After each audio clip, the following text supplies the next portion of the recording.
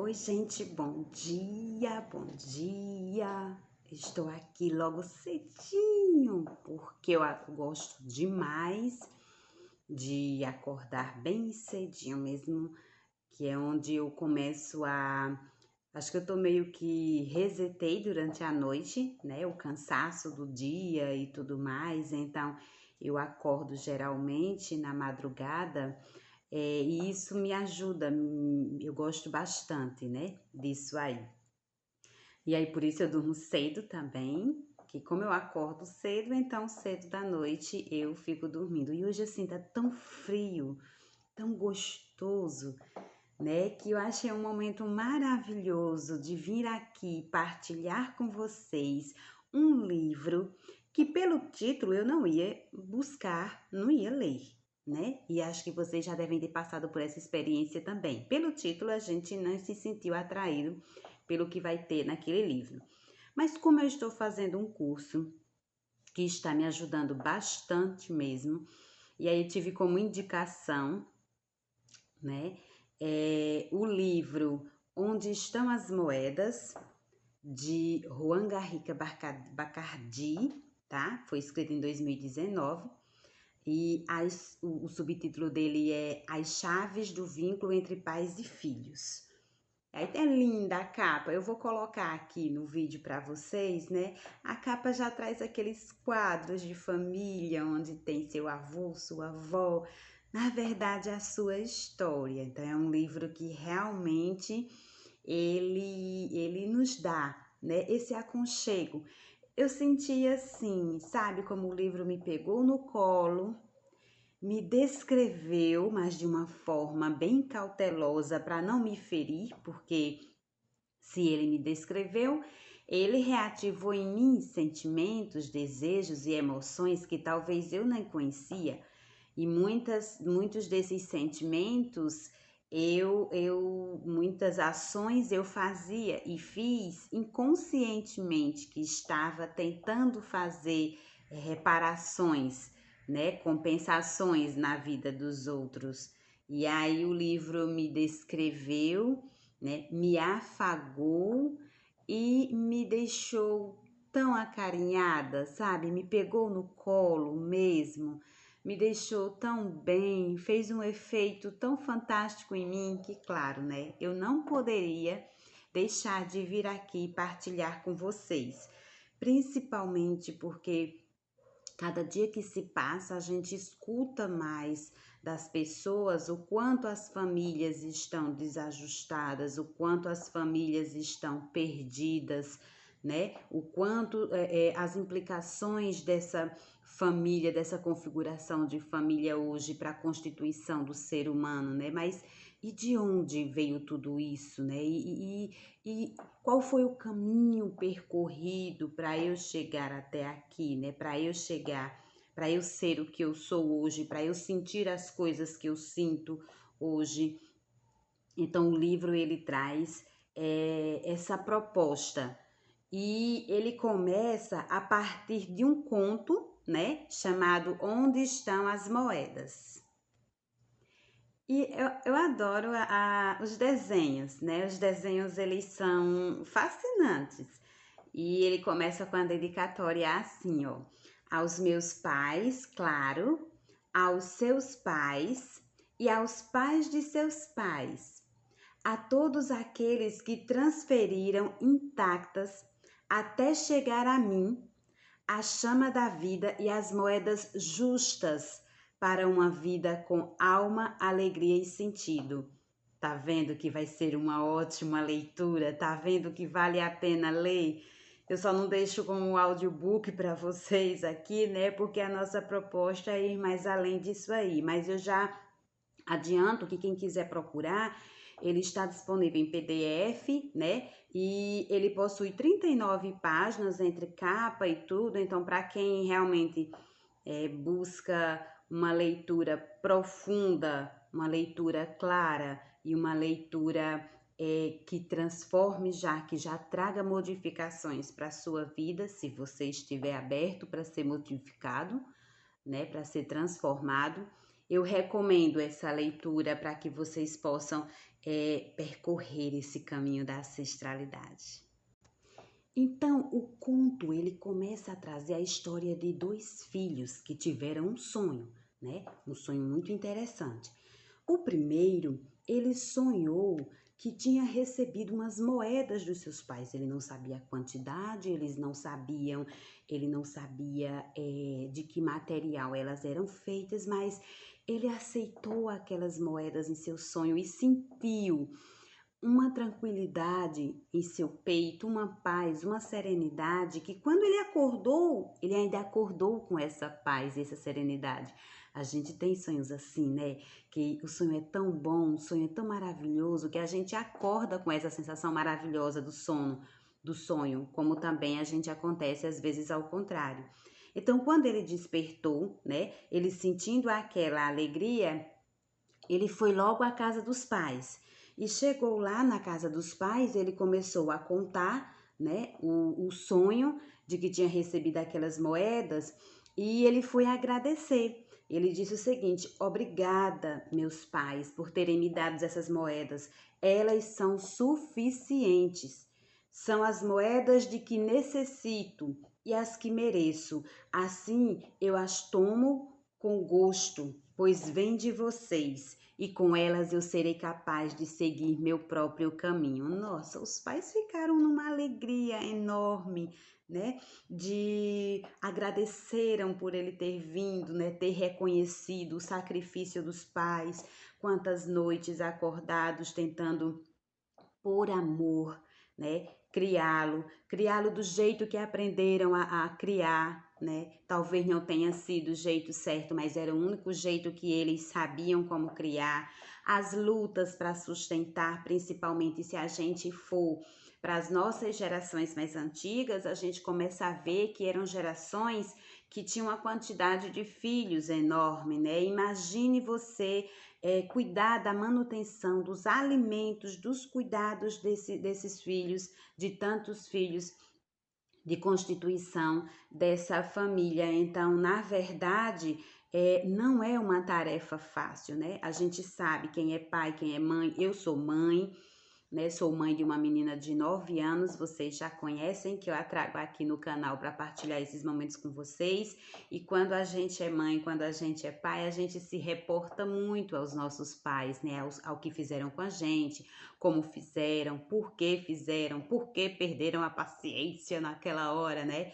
Por que tentaram ser carinhosos.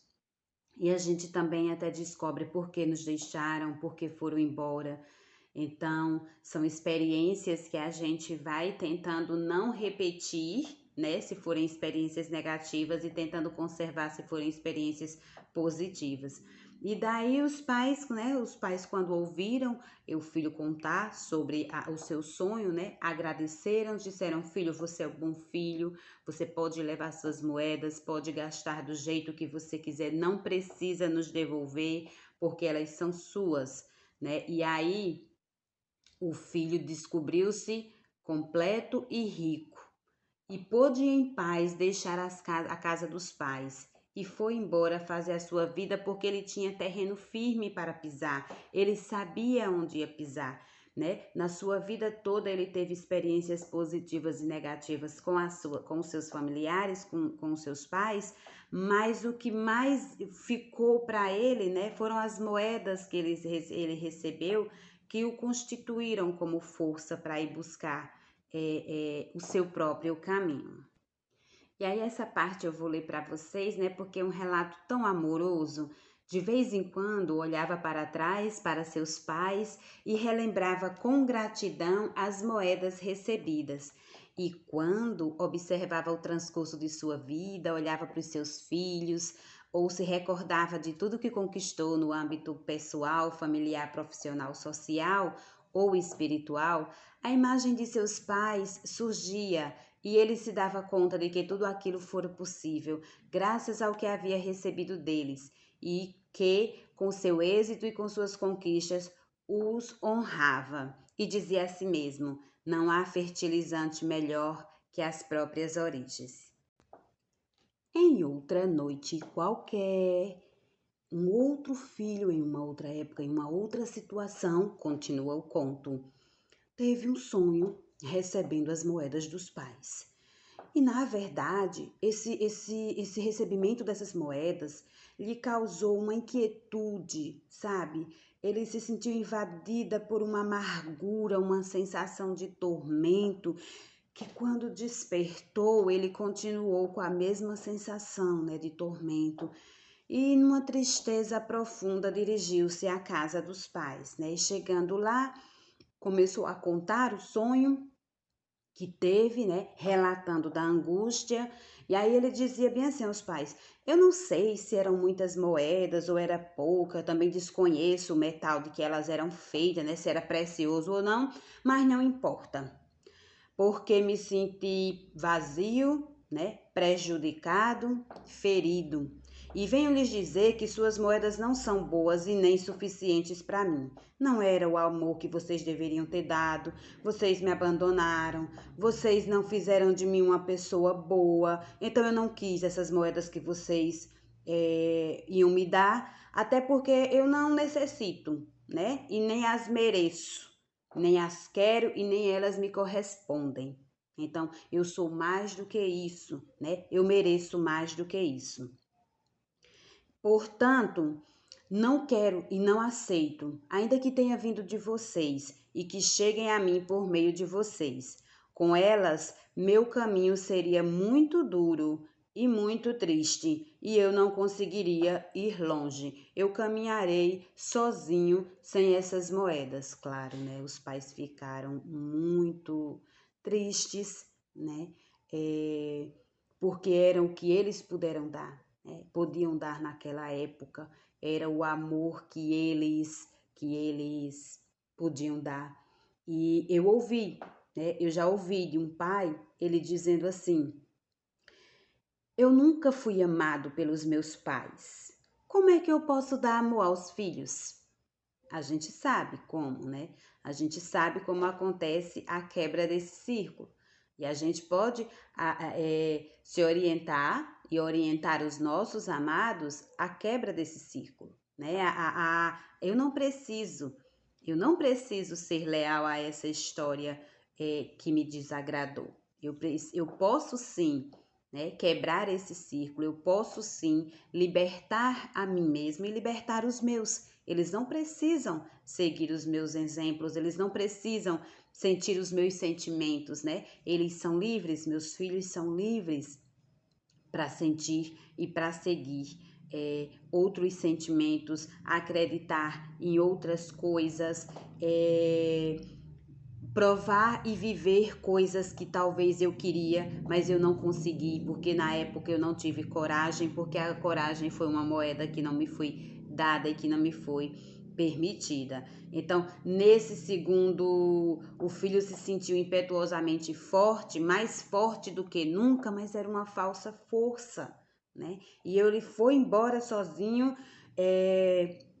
porque ele achava que podia sozinho, esquecendo sua história, esquecendo o seu passado, anulando o seu passado, excluindo isso de dentro de você. Ele achava que ele conseguia ir à frente sozinho. E o autor, ele coloca assim: era o tipo de força, né? O conto continua. Era o tipo de força que configura a passagem do sofrimento humano, aquela em que as pessoas tratam de se apoiar quando precisam de coragem e de humildade suficientes para aceitar a realidade tal como ela é e a nossos pais tal como são.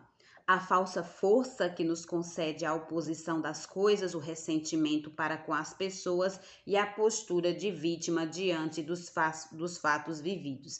Então, vejam, ele apresenta que essas moedas que foram rejeitadas, elas vão perseguir, né, esse filho, que aí ele sai e vai tentar buscar essas moedas em outras coisas, em outras pessoas, né? E o conto continua, ele casa com uma mulher achando que ele vai encontrar essas moedas naquela mulher porque ele merecia mais do que aquilo, né? E aí com o passar do tempo, ele é apaixonado por ela, achando que vai encontrar. Infelizmente não encontra, a paixão se acaba e ele acaba deixando a mulher.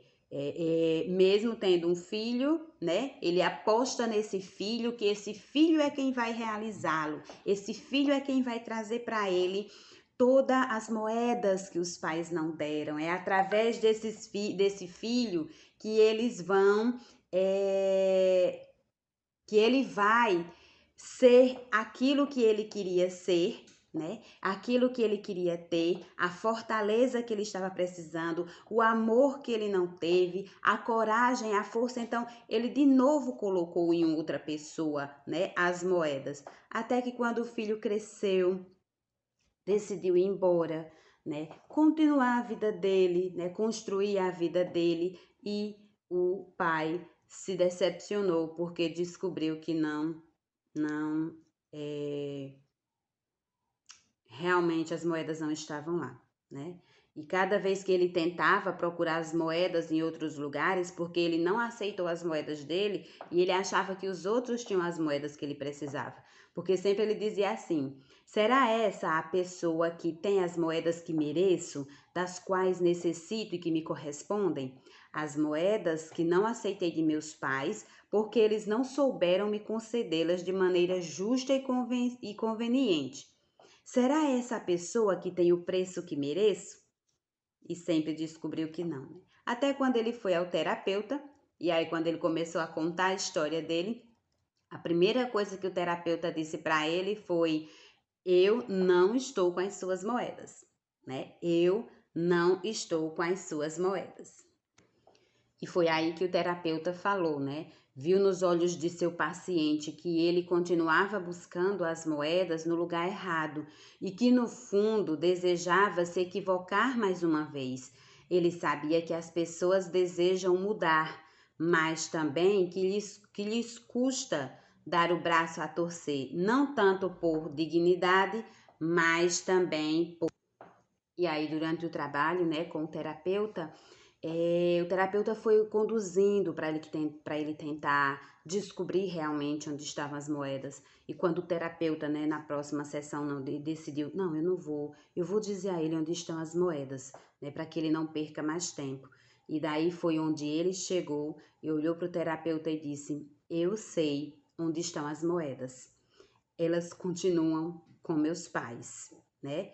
E daí ele soluçou e chorou abertamente e sabia o que tinha que fazer.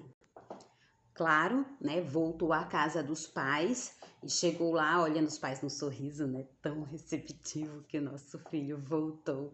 Meio a parábola do filho pródigo, né?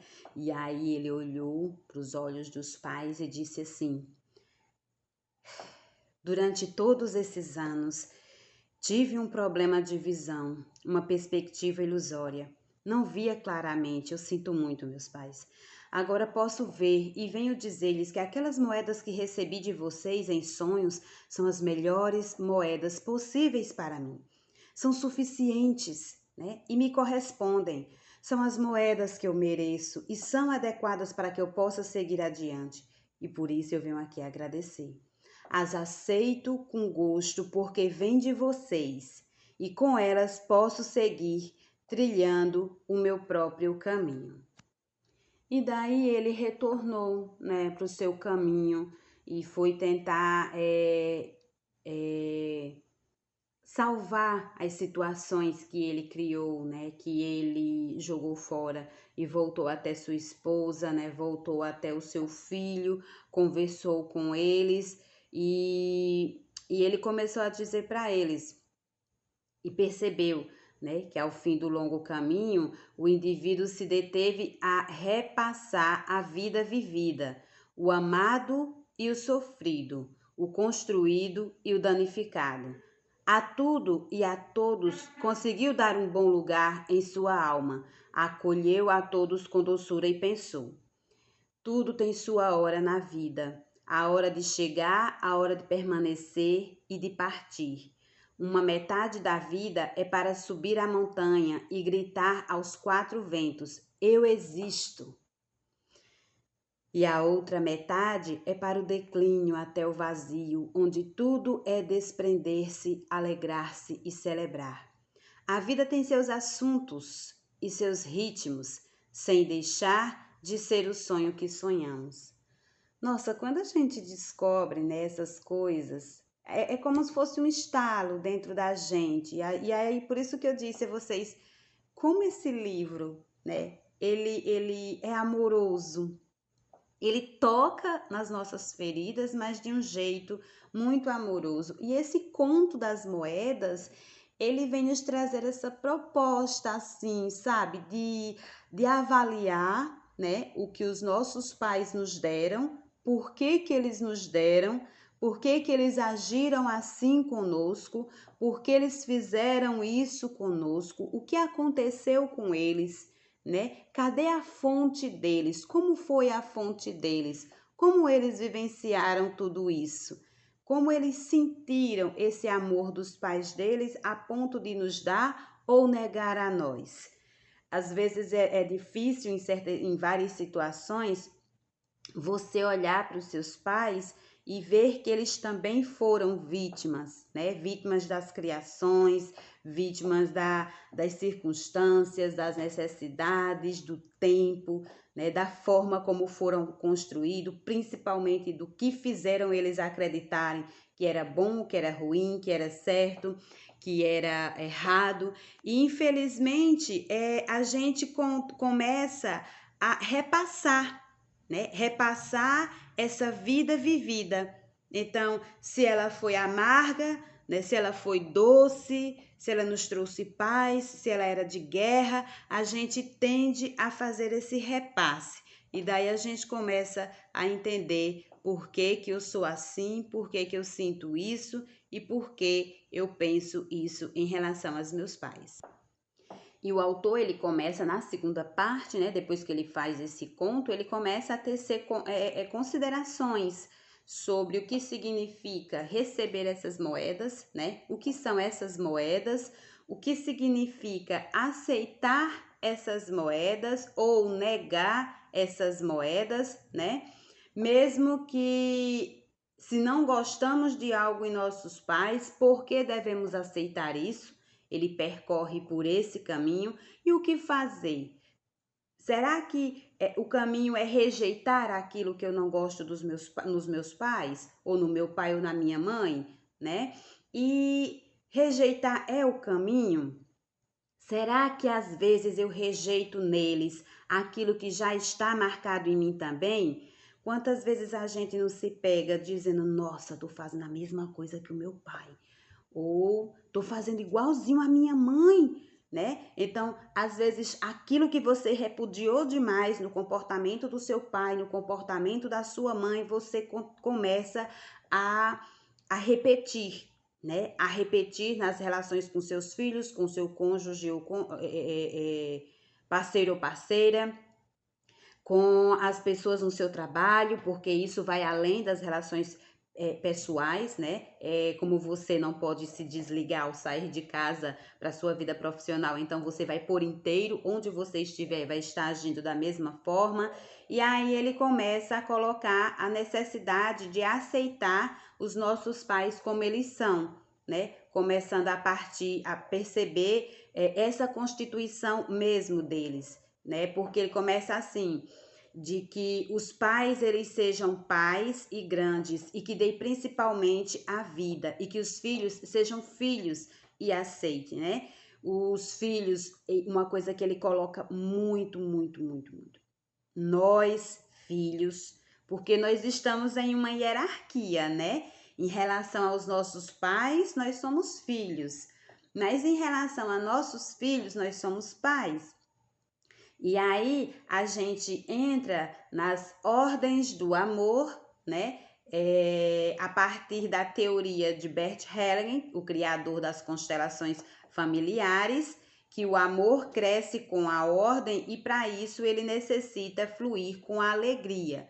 Então, quem quiser se aprofundar também na teoria do Bert Hellinger, não é nenhum estudo, mas é uma vivência, né, desses ensinamentos dele que a gente, quando começa a estudar, a ler, a se aprofundar, a viver, a gente começa a ver o quanto faz sentido em nossa vida.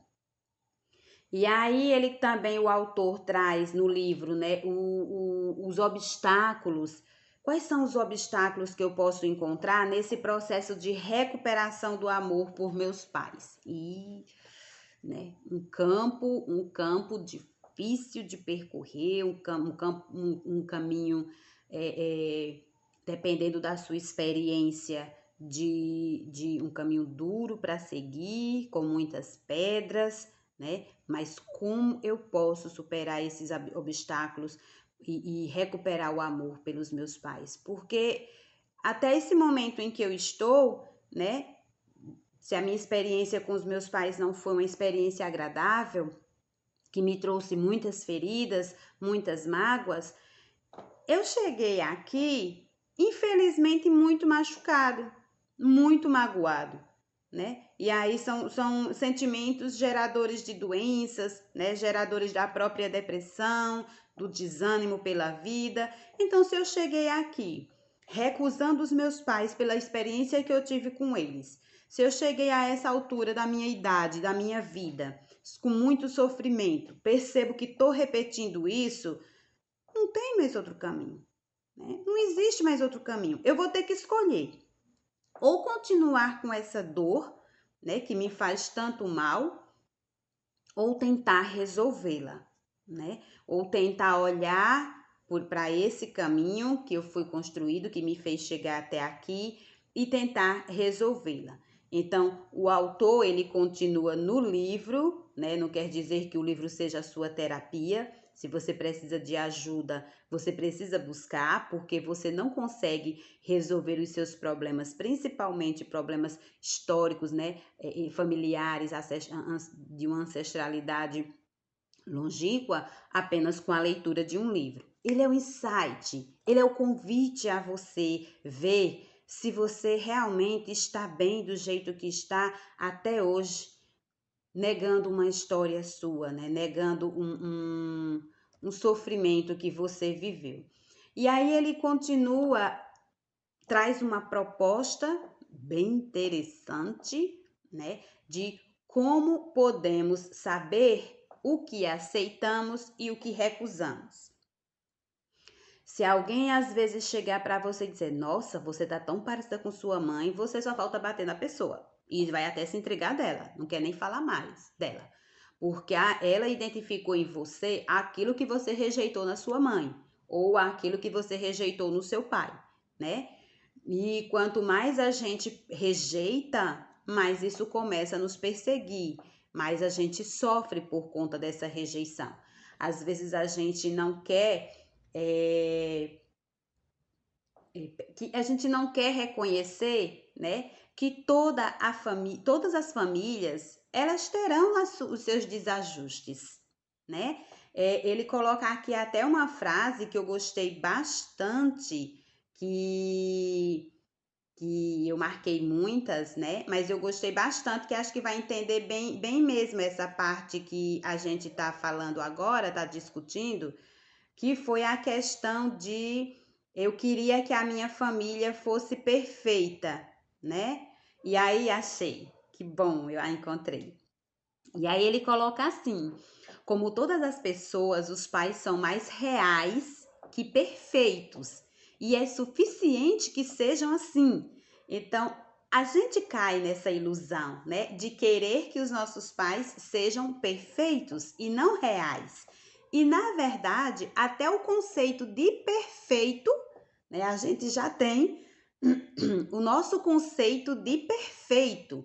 Então, a gente já tem a caixinha da perfeição e a gente queria colocar a nossa mãe e o nosso pai dentro daquela caixinha de perfeição. E aí, a gente coloca isso também para os nossos filhos, certo? Colocam na nossa caixinha de perfeição. E a gente descobre que eles são reais, assim como nós somos reais, né? E o Bacardi coloca assim, olha, essa frase é bem forte, hein? Quem exige perfeição fica sozinho, nem sequer tem a si próprio, porque também se acha imperfeito. Bingo! Fantástico! Fabuloso! Né? Como é que eu vou exigir a perfeição dos outros Se até eu não sou perfeita, a pessoa que está exigindo, aí ele diz, né? Você vai ficar sozinho. Você vai ficar sozinho porque por não aceitar as pessoas como elas são de fato reais, né? Você também não vai aceitar você, porque vai ter hora que você vai dizer: "Nossa, eu não queria ser assim. Nossa, eu sou chorona demais, eu não queria ser chorona. Eu sou muito ignorante, eu não queria ser ignorante". E aí você começa realmente a exigir de você, né? Coisas que você não vai poder lidar. Infelizmente, do mesmo jeito que você vai começar a exigir de outras pessoas coisas que elas também não poderão lhe fornecer. E aí ele continua, né? A maioria das pessoas ama profundamente seus pais e quando param de se fechar em seus argumentos defensivos, reabrem o coração e superam a dor, voltando a sentir o amor e a ternura que tinham por eles. Sabe por quê? Porque também descobrem que um dia os pais foram crianças e que o coração deles também foi frágil e aprendeu a se defender, que viveram a mesma forma suas carências e mágoas. Bastaria, né, na verdade, que aceitássemos a dor da mesma forma que outras experiências da vida para estarmos mais perto da serenidade e do amor, que é o que nos faz sentir plenos. Ai, gente, quando você olha para uma criança, a gente só vê inocência, a gente só vê amor, a gente não vê aquele bandido do futuro, aquele pessoa ruim, aquela pessoa má, a gente não vê, né? E é isso que o autor, nessa proposta, ele traz.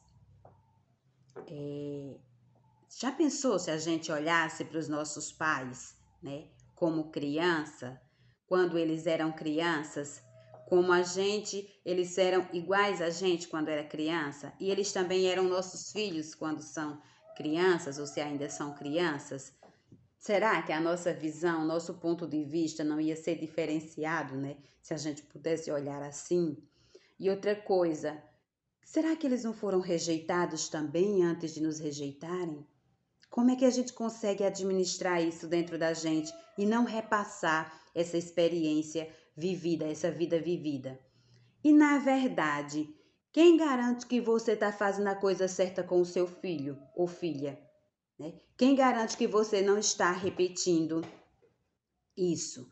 Ontem eu ouvi uma fala, né, de uma pessoa que eu achei muito interessante, ilustra a nossa discussão. E ela disse que chegou uma mãe, né, e ela foi conversar sobre um comportamento do filho. E a mãe dizia: "Ó, minha filha, eu não sei o que fazer, porque ele é igual a mim e eu sou igual à minha mãe". Sabe? Então, ele já puxou a nós, né? Esse conceito de que o comportamento é algo hereditário. Na abordagem deles, não. É construído. O comportamento é construído, né?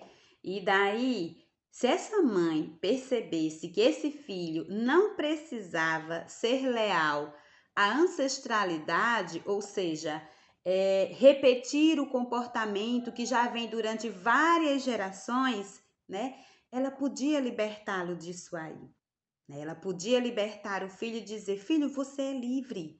Você pode escolher outro caminho. Você não precisa imitar a mim nem imitar a seu pai, né? Você é livre, pode fazer o seu caminho, pode fazer a sua trajetória, a sua personalidade. Eu vou te dar as moedas, né? Eu vou te dar moedas para que tu possas continuar o teu caminho, mas do teu jeito, do teu formato. Tu não precisas fazer isso comigo". E aí, isso aí me reportou agora uma das experiências, né, com a Cecília, que isso é praxe de mãe, escolher a roupa, você vai vestir essa daqui, por isso, aquilo, outro. E aí ela olhou para mim e disse: "Mãe, até quando eu vou vestir o que você deseja e acha bonito?" Né? Eu tenho uma idade para eu começar a dizer o que é que eu gosto de fazer, porque esse aqui é o seu estilo, né? Mas eu tenho um jeito diferente de vestir. O que eu gosto, talvez você não goste. E quando é que eu vou ter liberdade para fazer isso? Me coloca em situações, né, que automaticamente eu me passo a refletir e dizer: "Nossa, tô repetindo a mesma coisa que a minha mãe", né? porque eu acreditava que eu queria sempre conduzir os desejos e os gostos do filho, os projetos, os planos. E na verdade, eu preciso buscar o equilíbrio em permitir que ela construa o seu gosto, o seu desejo, intervir também quando ela questionar por que eu não posso vestir essa? Não, você vai vestir essa daqui porque ela tá ficando, você está crescendo e ela tá ficando mais apertada. Então, justificar, né? Não só por impor o seu desejo ao filho, né? O filho, a filha precisa ser aquilo que você quer que seja. E eu partilho com vocês uma experiência meio assustadora, né? Mas real. Foi na educação infantil. Eu estava na porta da escola, numa reunião de pais. E daí uma mãe, ela veio matricular o filho dela no Jardim 2, depende da nomenclatura que a escola adote, né? No Jardim 1. Eu sei que era a primeira série de entrada da criança, o primeiro ano de entrada da criança na educação infantil. E ela disse assim: vocês têm como me garantir que essa escola vai dar suporte para o meu filho passar no vestibular de medicina? A gente acha que não vai ouvir uma coisa dessas, né? Mas isso acaba sendo constante, né? Constante. Ela já decidiu o futuro dele, né? Vai direcioná-lo para isso aí, e a gente vê quantos e quantos filhos e filhas às vezes fazem escolher uma profissão porque os pais queriam que eles escolhessem, não porque eles queriam escolher. Então, às vezes a gente critica a forma como os nossos pais fizeram conosco e a gente acaba repetindo isso aí, certo? O autor continua trazendo várias orientações sobre como a relação pais e filhos, a relação filhos e pais, porque é essa a proposta do livro, né? Que quando a gente for ler, a gente leia como filho dos nossos pais, nem tanto como pais. Porque quando eu leio como filho dos meus pais, eu começo a entender por que eu sou um pai ou uma mãe desse jeito. Então, é realmente uma experiência fantástica, né? A leitura desse livro, Onde Estão as Moedas? Será que você aceitou suas moedas? Você já recebeu as moedas dos seus pais? Você fez o que com elas? Você aceitou ou rejeitou? Né? E o resultado dessa aceitação foi benéfica para a sua vida? E o resultado dessa rejeição também lhe ajudou ou prejudicou a sua vida? Então, vale muito a pena a leitura desse livro, certo? Para que a gente possa tentar descobrir como viver melhor conosco mesmo, com nossa alma. Né? Como eu posso me conectar melhor com a minha alma, como eu posso estar bem, como eu posso respirar, acordar bem, viver bem, né? Cuidando desse meu passado, né? Cuidando dessa minha relação com os meus pais, né? Com os meus avós. Você já fez o brasão da sua família, né? Você já buscou as características mais fortes na sua família paterna e materna? Você tem a sua árvore genealógica? Você já foi atrás verificar quem faz parte da sua constituição? Eu fiz essa tarefa esses dias e a tristeza que ela me revelou foi que chega uma hora que as memórias se apagam. Então, parei no tataravô, né? Porque os meus avós não sabiam, no caso, os meus pais, porque meus avós já faleceram todos, não sabiam mais os nomes dos avós deles. E aí eu percebi como isso vai se apagando, né? Nosso país não tem uma cultura de conservação da ancestralidade, né? As nossas origens e buscar a nossa origem. Eu vim de onde? O que significa o nome da minha família, né? Qual a origem desse nome? Qual a localização geográfica da minha família? Eles foram de onde? Partiram para onde, né? Por que eles têm isso? Por que não tem isso? Então, conhecer de onde eu vim, né? Foi tão bom ainda ouvir o nome de alguns pais, de alguns avós, de bisavós, de tataravós, né? E eu não quero né? Que a minha filha esqueça de mim, que os meus tataranetos não lembrem de mim. Então, a gente já começou essa árvore genealógica e nós vamos continuar cada vez mais deixando marcadas essas lembranças nossas, sabe? Essas trajetórias dos nossos ancestrais que tanto lutaram e que fizeram muito por nós, mesmo do seu jeito, mesmo de um jeito que a gente não compreenda e não aceite. Então eu digo que essa leitura é uma leitura enriquecedora, né? É uma leitura fascinante. Não é uma leitura para se ler toda de uma vez só. Não precisa essa pressa, né? Vai lendo aos poucos, vai vivendo. É uma leitura de vivência. Então esse livro me pegou no colo, me descreveu de um jeito carinhoso, para não me magoar, me fez me ver ali dentro daquelas experiências. E eu estava aberta para dizer: nossa, eu nem sabia que estava fazendo isso, né? Então, nessa manhã gostosa, eu estou aqui para dizer a vocês, né? Bom dia, vamos acordar? Vamos acordar de verdade e levantar e fazer diferente para nós mesmos. Agradeço a todos vocês que estão aqui assistindo esse vídeo, né? Desejo que vocês compartilhem esse vídeo para que outras pessoas também possam ouvir essas orientações e quem sabe, né? Não é o começo de uma grande descoberta em sua vida. Inscreva-se no canal, vale a pena compartilhar o Dialogando com Luciene. Nós também estamos lá no Instagram e vamos aumentar a nossa rede de apoio uns para com os outros. Tchau, tchau!